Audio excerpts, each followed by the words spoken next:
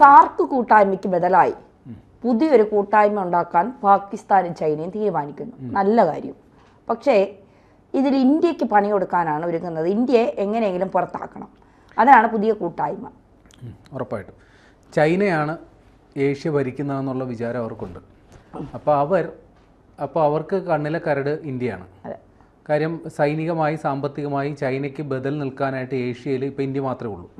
അപ്പോൾ അതുകൊണ്ട് ഇന്ത്യക്ക് വിരുദ്ധമായിട്ട് പരമാവധി ആൾക്കാരെ കൂട്ടാനുള്ള ശ്രമത്തിലാണ് ചൈന. അപ്പോൾ അതിൻ്റെ ഭാഗമായിട്ടാണ് ഇപ്പോൾ സാർക്ക് ഉച്ചകോടി എന്ന് പറഞ്ഞാൽ, അല്ലെങ്കിൽ സാർക്ക് കൂട്ടായ്മ എന്ന് പറഞ്ഞാൽ ഇന്ത്യ അടക്കമുള്ള സൗത്ത് ഏഷ്യൻ രാജ്യങ്ങൾ, അതായത് തെക്കൻ ഏഷ്യൻ രാജ്യങ്ങളുടെ കൂട്ടായ്മയാണ് സാർക്ക്. അപ്പോൾ അത് ഏതാണ്ട് 2016 ശേഷം അത് നിർജീവാവസ്ഥയിലാണ്. കാര്യമായ നടപടികളൊന്നും ഉണ്ടായിട്ടില്ല. അപ്പോൾ അതിന് ബദലായിട്ട് പുതിയൊരു കൂട്ടായ്മ ഉണ്ടാക്കാനായിട്ടാണ് നീക്കം. അപ്പോൾ ഇതുമായി ബന്ധപ്പെട്ട് കഴിഞ്ഞ 19-ാം തീയതി ചൈനയിൽ പാകിസ്ഥാൻ്റെ വിദേശകാര്യമന്ത്രിയും ചൈനയുടെ വിദേശകാര്യമന്ത്രിയും കൂടിക്കാഴ്ച നടത്തി. ബംഗ്ലാദേശിൻ്റെ വിദേശകാര്യമന്ത്രിയും അവിടെ ചെന്നിരുന്നു. അപ്പോൾ ഇവർ 3 പേരും കൂടിക്കാഴ്ച നടത്തിയത് എന്തിനെന്നുള്ളത്, അതായത് ഈ സാർക്കിന് ബദലായിട്ട് ഒരു കൂട്ടായ്മ ഉണ്ടാക്കാനാണെന്ന് കാട്ടി പാകിസ്ഥാനിലെ ദ എക്സ്പ്രസ് ട്രിബ്യൂൺ എന്ന് പറയുന്ന മാധ്യമമാണ് വാർത്ത പുറത്തുവിട്ടത്. പക്ഷേ ബംഗ്ലാദേശ് ഈ വാർത്ത നിഷേധിക്കുകയാണ്.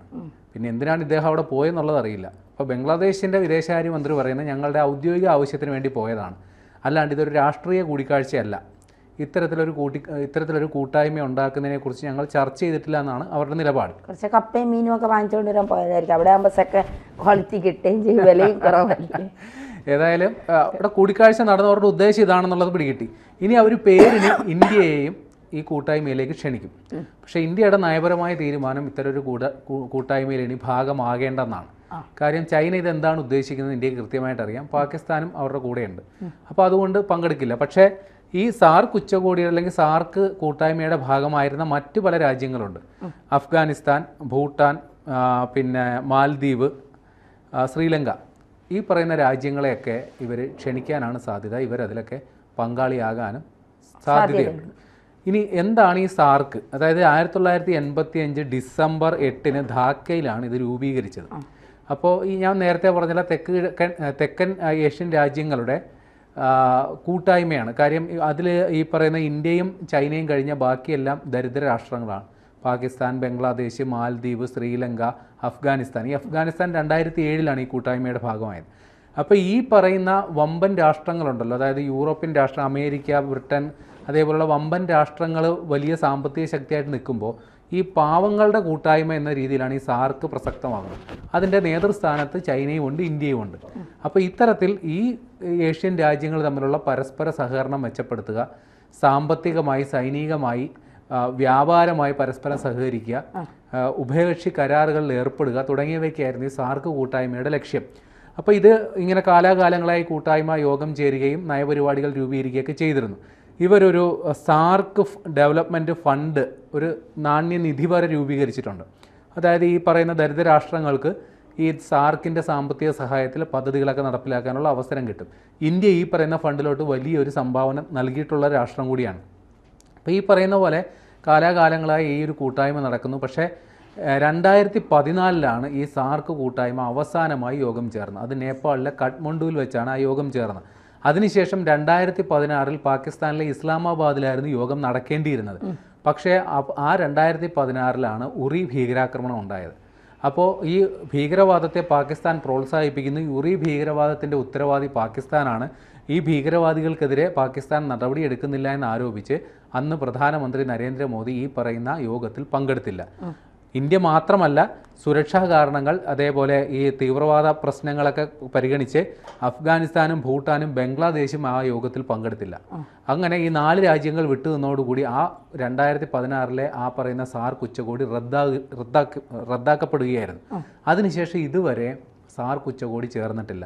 2020 കൊറോണ കാലത്ത് പ്രധാനമന്ത്രി നരേന്ദ്രമോദി മുൻകൈയെടുത്ത് വീഡിയോ കോൺഫറൻസ് വഴി സാർക്ക് നേതാക്കന്മാരുടെ യോഗം ചേർന്നിരുന്നു. പക്ഷേ അത് ഒരു അനൗദ്യോഗിക സെറ്റപ്പാണ്. കാര്യം എന്താ വെച്ചാൽ ഈ പറയുന്ന കോവിഡ് പ്രതിരോധ പ്രവർത്തനങ്ങൾക്ക് ഫണ്ട് കണ്ടെത്തുന്നതിന് വേണ്ടിയിട്ടായിരുന്നു. ഈ പറയുന്ന ചെറിയ ചെറിയ രാജ്യങ്ങൾക്ക് ഫണ്ടിന് അപര്യാപ്തത ഉണ്ടാകുമല്ലോ. അപ്പോൾ ഇന്ത്യ അതിലേക്ക് $10 മില്യൺ, ഏതാണ്ട് $100 കോടി, 100 കോടി രൂപ ആ ഇനത്തിൽ സംഭാവന ചെയ്തൊരു രാഷ്ട്രം കൂടിയാണ്.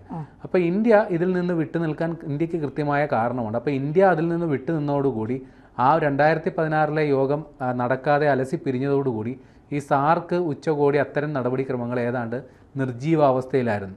അപ്പോൾ അതിന് ബദലായിട്ട് മറ്റൊരു കൂട്ടായ്മ ഉണ്ടാക്കേണ്ടത് ഇപ്പോൾ ചൈനയുടെ ആവശ്യമാണ്.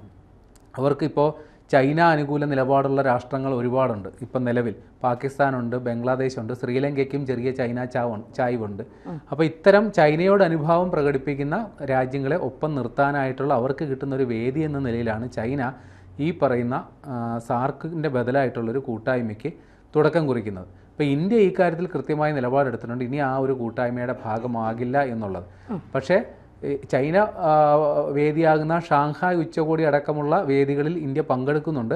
അത്തരം കാര്യങ്ങൾക്ക് ഒരു കുറവും വരുത്തിയിട്ടില്ല. പക്ഷേ ഇനി സാർക്കിന് ബദലായിട്ട് ഉച്ചകോടിയിലും ചൈന പങ്കെടുക്കുന്നില്ല എന്നുള്ളൊരു അത് വേറെ രീതിയാണ്. അതായത് ചൈന നേരിട്ട് പങ്കെടുക്കുന്നില്ല എന്നല്ല, വീഡിയോ കോൺഫറൻസ് വഴി അവർ പങ്കെടുക്കും.